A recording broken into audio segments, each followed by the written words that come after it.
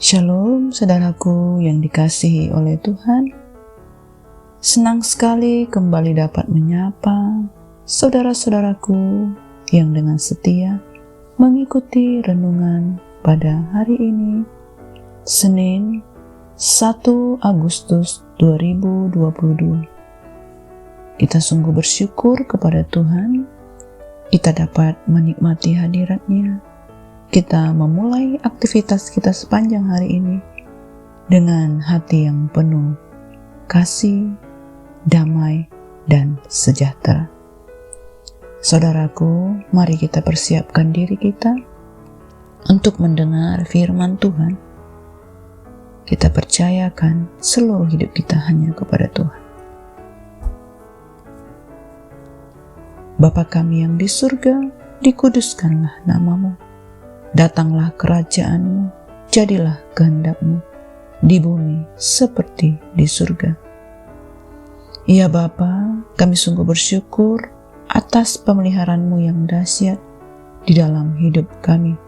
Sampai hari ini Engkau terus menuntun kami untuk kami mulai menjadi pelaku firman. Roh Kudus memberikan kami pengertian, kekuatan, serta kesetiaan untuk dapat melakukan firman. Kami bersyukur ya Bapa, Engkau menyertai setiap kami. Terima kasih Bapa, kami siapkan hati kami. Hanya di dalam nama Tuhan Yesus kami berdoa. Amin. Nah saudaraku yang dikasihi oleh Tuhan, kita akan bersama-sama mendengar renungan firman Tuhan pada hari ini yang berjudul Hidup Kudus. Firman Tuhan ini tertulis di dalam Mazmur 99. Kita akan bersama-sama membaca firman Tuhan ini. Tuhan Raja yang kudus. Tuhan itu Raja, maka bangsa-bangsa gemetar. Ia duduk di atas kerub-kerub, maka bumi goyang. Tuhan itu maha besar di Sion, dan Ia tinggi mengatasi segala bangsa. Biarlah mereka menyanyikan syukur bagi nama-Mu yang besar dan dahsyat. Kuduslah Ia, Raja yang kuat yang mencintai hukum. Engkaulah yang menegakkan kebenaran, hukum dan keadilan di antara keturunan Yakub. Engkaulah yang melakukannya. Tinggikanlah Tuhan Allah kita, dan sujudlah menyembah kepada tumpuan kakinya. Kuduslah Ia. Musa dan Harun di antara imam-imamnya, dan Samuel di antara orang-orang yang menyerukan namanya. Mereka berseru kepada Tuhan, dan Ia menjawab mereka. Dalam tiang awan, Ia berbicara kepada mereka. Mereka telah berpegang pada peringatan-peringatannya dan ketetapan yang diberikannya kepada mereka. Tuhan Allah kami, Engkau telah menjawab mereka. Engkau Allah yang mengampuni bagi mereka, tetapi yang membalas perbuatan-perbuatan mereka.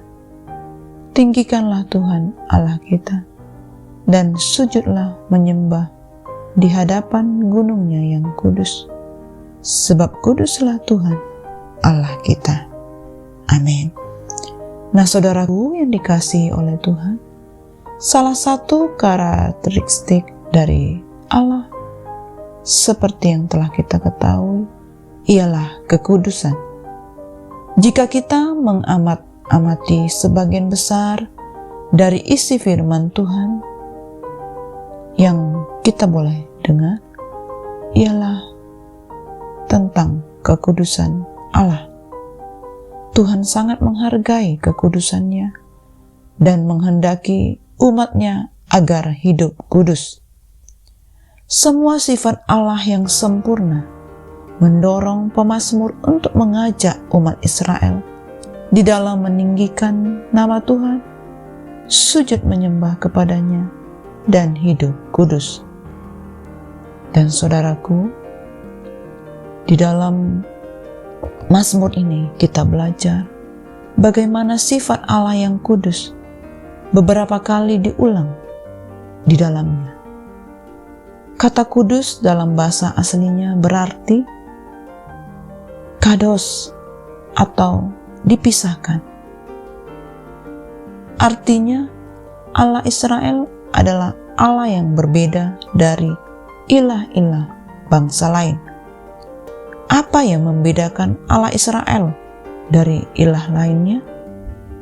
Kita bisa melihat kepada sifat Allah yang mengasihi umatnya, tetapi sekaligus membalas perbuatan umatnya. Hal ini menjadi sangat penting karena sifat demikian tidak dimiliki oleh ilah-ilah lain di antara sekitar bangsa Israel. Sifat Allah yang kudus ini ditekankan oleh pemazmur yang hendak mengajak setiap umat untuk memiliki sifat yang sama seperti Allah mereka. Saudaraku, pemazmur hendak menekankan identitas umat Allah sebagai umat yang kudus. Dengan demikian, umat Allah seharusnya memiliki kualitas yang berbeda dari bangsa lain yang ada di sekitar mereka. Kita sebagai orang percaya diajak untuk lebih mengenal Allah yang kita sembah. Pengenalan akan Allah akan memperkuat iman dan menolong kita untuk hidup sebagaimana sifat dan kehendak Allah. Karena Allah itu kudus, kita pun harus hidup di dalam kekudusan. Kita harus hidup dengan cara yang berbeda dari cara hidup dunia yang tidak menghormati kekudusan Allah. Hidup dalam kekudusan bukan berarti menjadi seperti orang Farisi atau ahli Taurat yang justru dicela oleh Tuhan Yesus, karena mereka ternyata hidup dalam kemunafikan.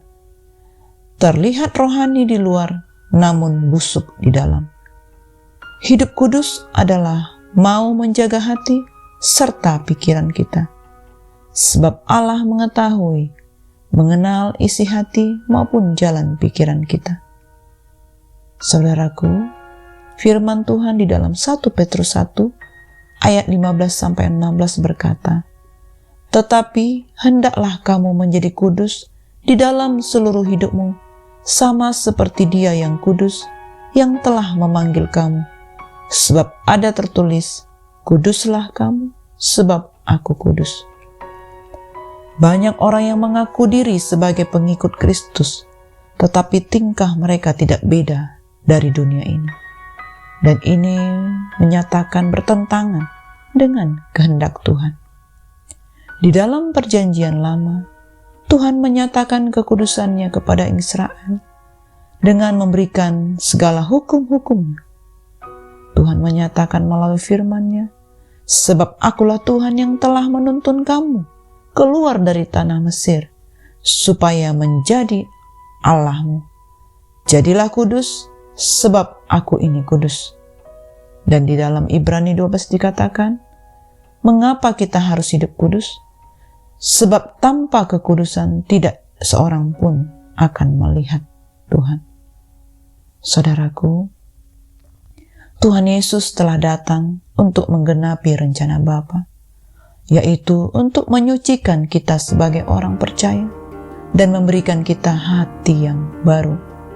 Dan lebih dari itu, Tuhan membebaskan kita dari segala ikatan dosa dan dari setiap tipu daya iblis, karena kita sudah diperbaharui dan disucikan di dalam nama-Nya dengan baptisan air. Maka tubuh kita menjadi bait Roh Tuhan. Roh Kudus akan berdiam di dalam kita. Nah, saudaraku, kini kita tidak lagi menjadi hamba dosa seperti dahulu, melainkan menjadi hamba kebenaran. Sebab tubuh kita adalah korban yang hidup bagi Tuhan. Dan karena itu kita harus memancarkan kekudusan Kristus kepada dunia ini melalui perkataan, sikap, dan perbuatan sehari-hari. Nah, kita tutup di dalam firman Tuhan yang berkata, kamu harus menguduskan dirimu, dan kuduslah kamu, sebab akulah Tuhan Allahmu. Demikianlah renungan firman Tuhan yang dapat kita dengar pada hari ini, saudaraku.